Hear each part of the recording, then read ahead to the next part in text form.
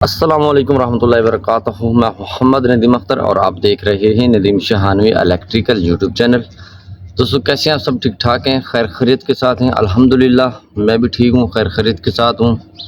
काफ़ी दिन YouTube channel पर वीडियो में अपीयर नहीं कर सका क्योंकि एज़ यू नो कि मैं सऊदी अरेबिया में हूँ और जहाँ पर जो है फील्ड मेरी थोड़ी सी डिफरेंट है, जिसकी वजह से टाइम भी नहीं मिल पाता और आपके लिए मैं नया कंटेंट बना कर तो रखा हुआ है मगर वो अपलोड नहीं कर सका ड्यू टू शॉर्ट टाइम। अच्छा, आज का जो हमारा टॉपिक है वो ये है कि स्टेबलाइज़र के बारे में। स्टेबलाइज़र के ऊपर वाट्स लिखे होते हैं। एक भाई ने मुझे कमेंट किया था कि मेरा स्टेबलाइज़र 3500 वाट का है, क्या इसके ऊपर मैं 1 टन का एसी चला सकता हूँ? अच्छा, यहाँ पर आप सब भाई ये चीज़ नोट क्या करें, आप लिखे हुए के ऊपर ना जाया करें कि आपके स्टेबलाइज़र के ऊपर क्या लिखा हुआ है, किसके ऊपर 2000 वाट, किसके ऊपर 3500 वाट, किसके ऊपर 5000 वाट। लिखे हुए प्रिंट के ऊपर आपने नहीं जाना। आपने क्या करना है, 6 स्क्रू लगे होते हैं, आपने उसको ओपन कर लेना है। ओपन कर लेने के बाद उसके अंदर जो सिस्टम लगा हुआ है वो आपने देखना है कि वो किस कैटेगरी का लगा हुआ है, कितना हैवी लगा हुआ है, उसके अंदर रिलेज कौन सी लगी हुई है, उसके अंदर सर्किट कौन सा लगा हुआ है, उसके अंदर जो ट्रांसफार्मर लगा हुआ है वो कैसे लगा हुआ है, उसकी लुक कैसी है, उसकी कोर के अंदर ज़्यादा गैप तो नहीं है, क्या वो कॉपर का है, क्या वो सिल्वर का है, उसका साइज़ छोटा है या उसका साइज़ बड़ा है। याद रखें, जो 1 टन का जो एसी होता है उसको जो स्टेबलाइज़र रन करता है, अगर आप उसे अच्छी लुक में देखना चाहते हैं तो उसका कम अज़ कम वेट जो है 12 से 13 केजी से ज़्यादा होगा या 12-13 केजी के लगभग होगा। क्यों? क्योंकि उसका ट्रांसफार्मर बड़ा होता है।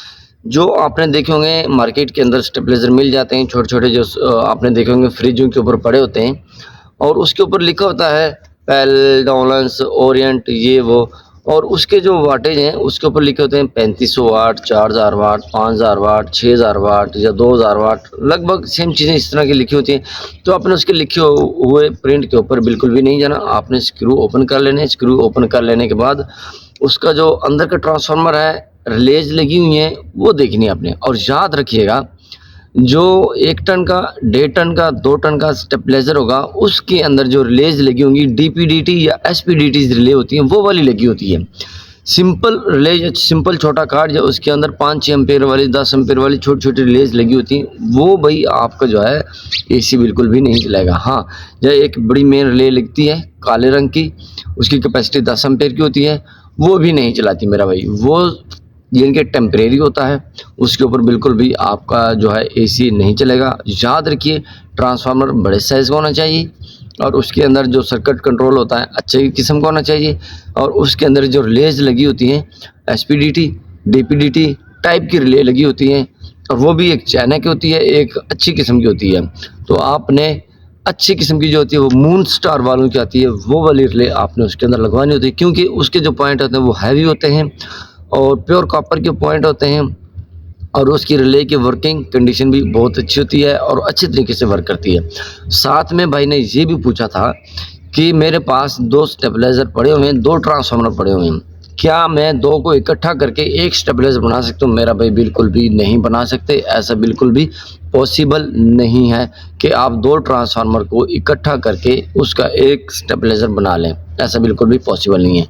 आपको एक ही ट्रांसफार्मर डिज़ाइन करवाना पड़ेगा और अच्छा डिज़ाइन करवाना पड़ेगा, अच्छी कोर में डिज़ाइन करवाना पड़ेगा। और याद रखें, कॉपर में डिज़ाइन करवाएं, सिल्वर में कभी भी डिज़ाइन मत करवाएं, क्योंकि सिल्वर की लाइफ कम होती है, कॉपर की लाइफ ज़्यादा होती है।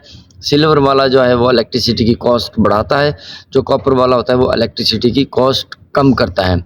और जो उसके अंदर कोर यूज़ की जाती है, कोशिश करें इलेक्ट्रिक शीट या सिलिकॉन शीट की जो है आपने उसके अंदर कोर यूज़ करनी है। लोहे वाली कोर या हल्की थक्कड़ ग्लास की कोर के भी इस्तेमाल मत करें।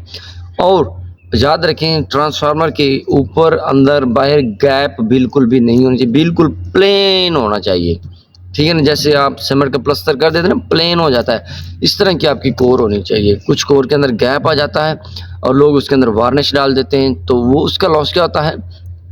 उसका लॉस ये होता है वो शोर बहुत ज़्यादा करता है। जब शोर ज़्यादा करेगा उसके अंदर लॉसेस क्रिएट होंगे, वोल्टेज स्टेबल नहीं होंगे, तो आपका एसी डगमगाता रहेगा, सही तरह से नहीं चलता रहेगा। ये थी एक छोटी सी इन्फॉर्मेशन जो आप सब भाइयों के साथ, दोस्तों के साथ शेयर करने की उम्मीद करता हूँ आपको ये इन्फॉर्मेशन जो है अच्छी लगी होगी। अगर आपको ये इन्फॉर्मेशन अच्छी लगी है तो कमेंट सेक्शन में आकर हमें ज़रूर बताइएगा। मिलते हैं नेक्स्ट वीडियो में, अपना बहुत सारा ख्याल रखिएगा और साथ में हमारे चैनल नदीम शाहानवी इलेक्ट्रिकल को भी सब्सक्राइब कर लीजिएगा। तब तक के लिए अल्लाह हाफिज़।